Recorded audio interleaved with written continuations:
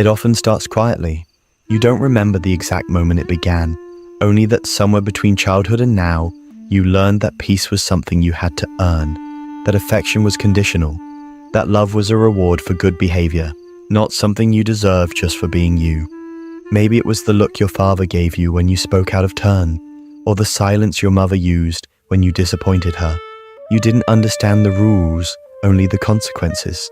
Every time you did something that upset them, a frown, a sigh, a cold shoulder, you felt something sink deep inside your chest. You promised yourself, never again. That's where people-pleasing begins. It's a language we learn before we even understand words. Not from kindness, not from generosity, but from survival.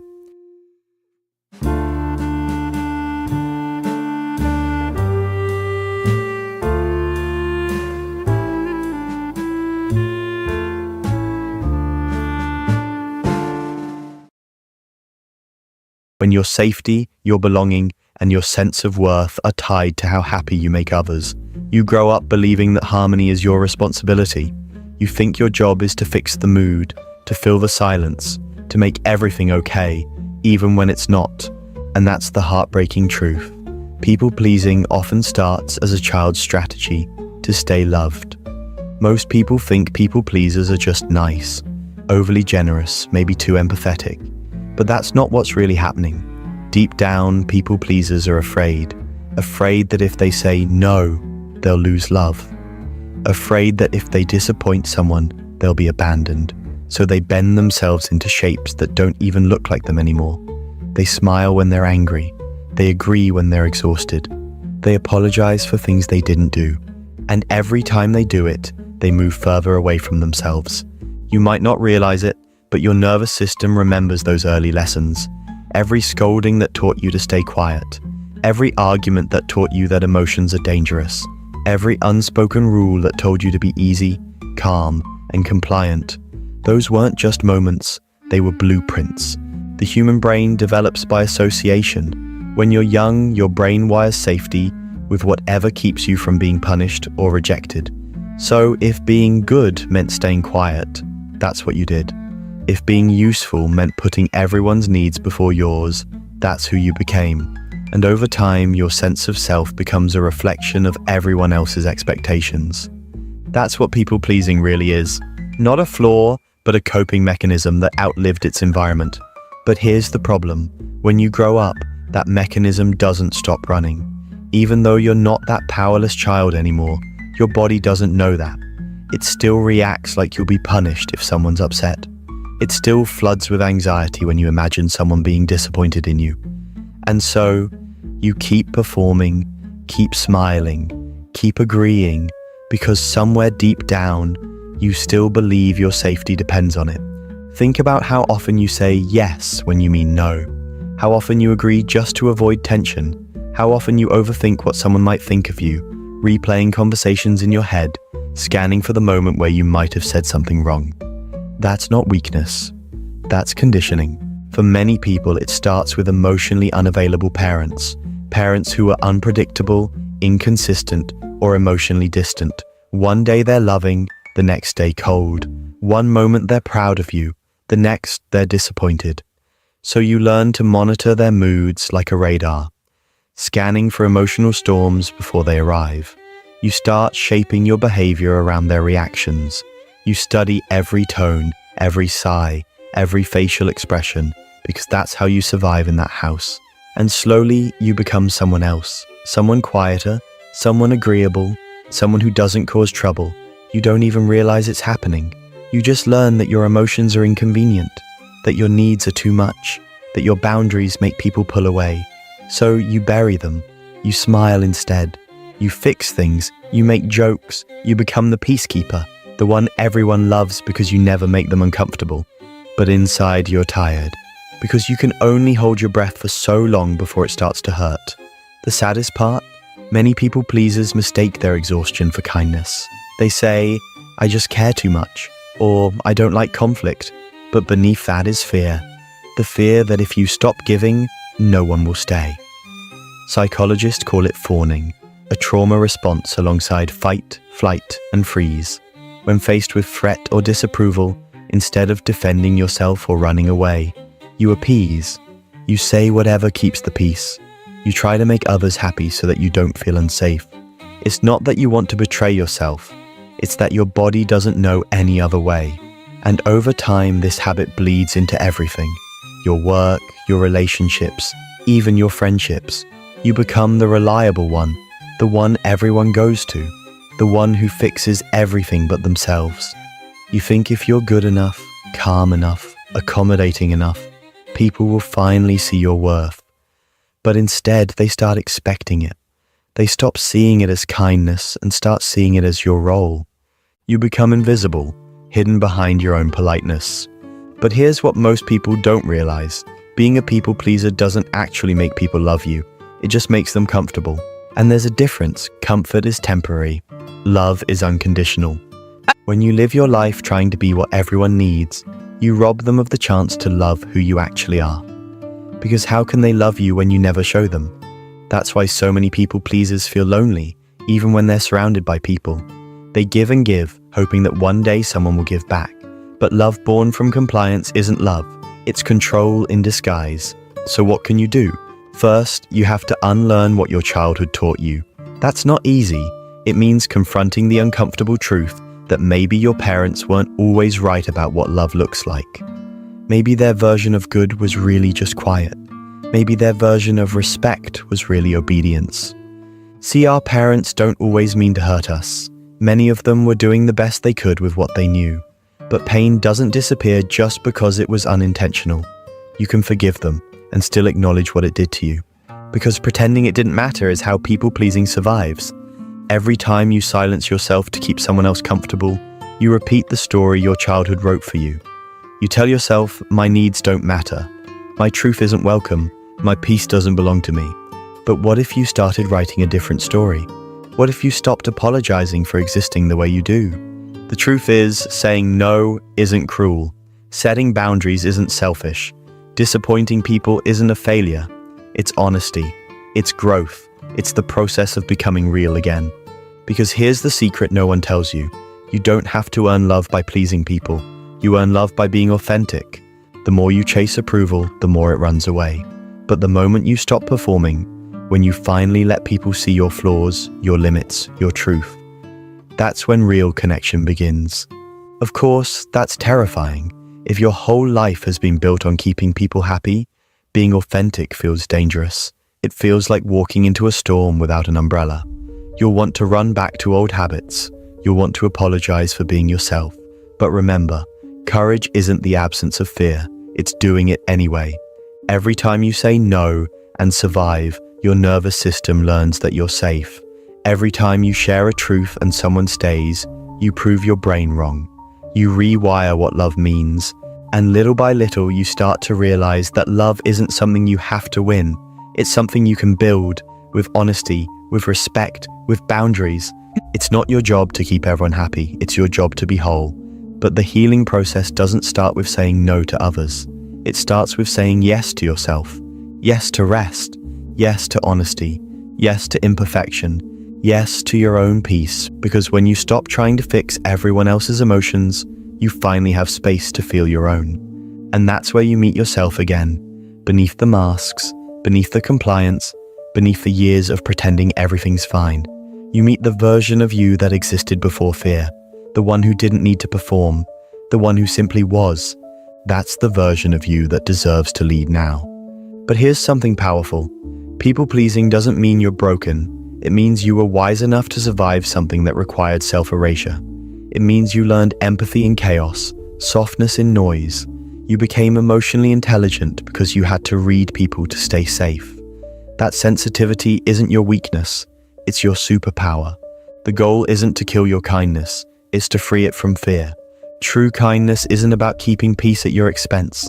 It's about showing up as your full self, even when it might make others uncomfortable. It's about giving, not out of fear of losing love, but out of the abundance of already having it.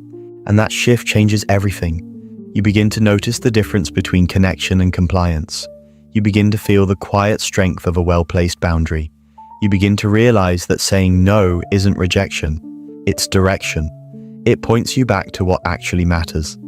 Healing from people-pleasing is like teaching your body a new language, one where safety comes from truth, not approval. It's awkward at first, you'll stumble, you'll over-explain, you'll feel guilt for setting even the smallest boundaries. But keep going. Every uncomfortable no builds the foundation of a more authentic yes. Because the real question isn't, how can I make them like me? It's, can I like myself when they don't? And when you can answer yes to that, you're free. Part 2 continues seamlessly from here, diving into how childhood conditioning shapes adult relationships and how to finally break free from the cycle of emotional dependency and reclaim your identity. The hardest part about healing from people-pleasing isn't setting boundaries. It's facing the silence that follows, because when you've spent your entire life being what others need, the moment you stop, people notice. They pull away. They question. Some even get angry, and it hurts, because you thought that love was mutual. You thought it was unconditional, but in reality, it was dependent on your compliance.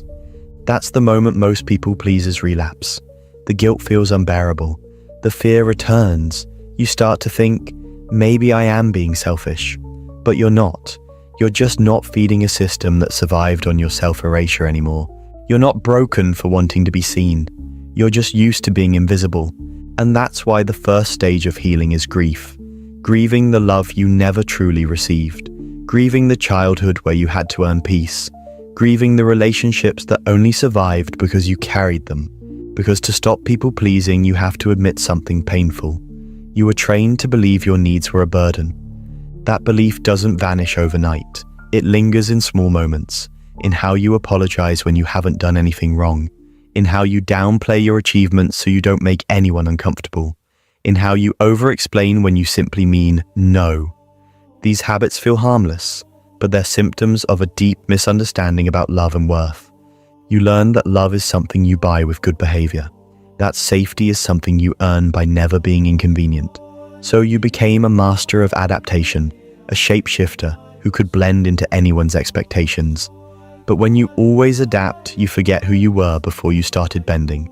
That's why people pleasers often feel lost when asked simple questions like, what do you want? Or what do you need? Because for years, the answer was never about you. It was about whoever was standing in front of you. You became fluent in everyone else's emotions except your own. And that's not your fault. See, when you were growing up, your parents were your entire world. You depended on them for everything: food, shelter, affection, safety. So if love felt inconsistent or conditional, your brain didn't question them. It questioned you. Children don't think, my parents are emotionally unavailable. They think, I must not be good enough. And so begins the lifelong project of proving your worth. You try to be the perfect student, the perfect friend, the perfect partner. You think if you can just do everything right, no one will ever leave. But what you're really trying to fix is an old wound. The one that whispers, you're only lovable when you're useful. That wound becomes the foundation of your identity. You start to equate peace with control. You become hyper-aware of other people's moods because unpredictability once felt like danger. You can sense tension before it's spoken. You step in to smooth it over before anyone asks you to. You call it empathy, but deep down, it's vigilance. It's your nervous system saying, if I can keep everyone happy, I'll stay safe. But safety built on suppression isn't safety. It's self-abandonment. And that's why people pleasers often feel anxious even when nothing's wrong. The body doesn't trust stillness because peace feels unfamiliar. Your brain keeps searching for signs of rejection, for disapproval, for the next emotional storm, because chaos, as painful as it was, feels like home. It's a strange paradox. You crave love, but you fear it at the same time. Because love, real love, requires honesty. It requires boundaries. It requires you to show up fully as yourself. Something you've been taught is dangerous. So even when someone tries to love you for who you are, you instinctively pull back, afraid that if they see too much, they'll leave. So you keep performing, you keep pleasing, you keep pretending, and slowly your relationships start to feel hollow. Not because others don't care, but because you're not actually in them, only the version of you they expect. That's the hidden cost of people pleasing. You lose connection not just with others, but with yourself. And without that connection, life starts to feel flat. You might find yourself surrounded by people, but none of them truly see you. You might be praised for being so understanding, so selfless, so kind, but deep down, you feel unseen, unheard, unloved. Because how can anyone love the real you if the real you is never allowed to exist? So how do you begin to change something so deeply wired? You start by learning the difference between kindness and compliance. Kindness comes from choice. Compliance comes from fear. When you act out of kindness, it nourishes you. You feel expansive, grounded, at peace. But when you act out of fear of disappointing someone, fear of being misunderstood, it drains you. You leave the conversation feeling smaller. That's the moment you need to pause and ask yourself, am I doing this because I want to, or because I'm afraid not to? That question can change your life. It helps you recognize where you've been giving your power away, not out of love, but out of fear of losing it. And once you start noticing that pattern, you can begin to rewrite it. Healing from people-pleasing doesn't mean becoming cold or selfish. It means creating balance. It means realizing that your emotions matter too, that your comfort, your time, your peace, all deserve the same respect you give to others. You can care deeply and still have boundaries. You can be kind and still say no. You can love people without carrying the weight of their happiness. But here's the tricky part. When you first start setting boundaries, it won't feel empowering. It'll feel wrong. It'll feel like you're breaking the rules. That's because your body associates boundaries with rejection. But that's just the old story replaying. Keep practicing anyway. Every no you say teaches your body that honesty doesn't destroy connection. It defines it. You'll notice that some relationships fade. That's okay. They were built on conditions that your new self can't sustain. But others, the ones that survive your honesty, those are the ones worth keeping because they're built on truth, not performance. Over time, you'll start to notice something beautiful. Peace no longer feels empty. Stillness no longer feels dangerous. You stop apologizing for existing. You stop needing everyone to like you. You start liking yourself instead. And that's when everything changes. See, people-pleasing was never about other people. It was about your inner child trying to feel safe. So the real work isn't convincing others to love you differently.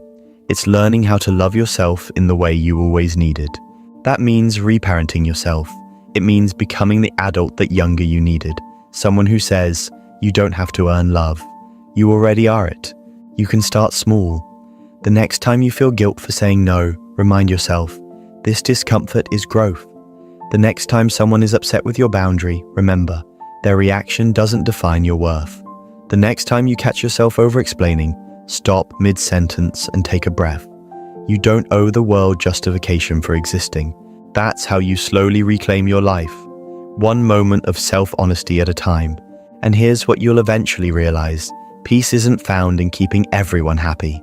Peace is found in being authentic, even when that authenticity causes waves. You weren't born to be agreeable. You were born to be whole. Your parents might have taught you to hide your feelings to avoid conflict. They might have made you believe that good children don't talk back, that silence is strength, that self-sacrifice is love. But you're not a child anymore. You're allowed to choose differently now. You can choose honesty over harmony, truth over approval, love over fear, because the moment you stop trying to be who they needed, you finally become who you were meant to be. And something miraculous happens when you do. The right people start finding you. The ones who love you not for how easy you are, but for how real you are. The ones who don't need you to shrink to make them comfortable. The ones who can handle your truth, your depth, your boundaries. That's what real love looks like. It's not fragile. It doesn't require pretending. It grows in the soil of mutual respect. But to experience it, you have to let the old version of love die, the one you were taught as a child. You have to release the need to be liked by everyone. You have to accept that not everyone will understand your change.